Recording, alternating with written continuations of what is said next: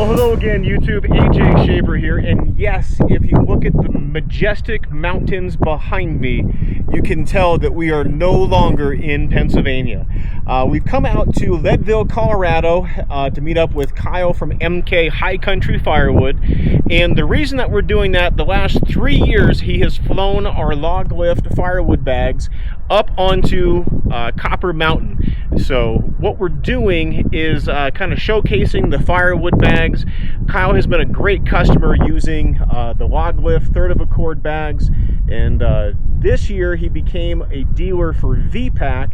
So behind me, that is an 1824 diesel processor that he's got the bigger conveyor on feeding a disc cleaner, and then inside the pole barn is one of his Vepak machines, and there's just rows and rows and rows of wrapped up pallets with the kindling bags in it. Kyle is doing between like 25,000 and 30,000 bags a month with his Vepak machine, utilizing the brute force wood processor. But what is here is an 1824 diesel from brute force. It does have the cab on it because the wind out here is just insane.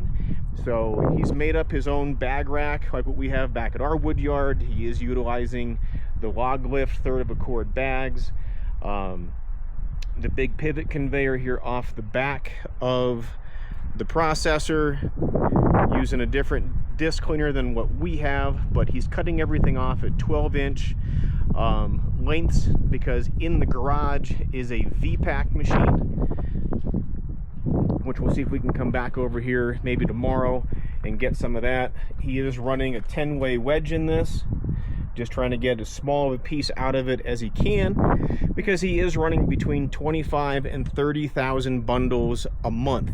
So here's kind of the sizing of what goes up into the Vepak machine.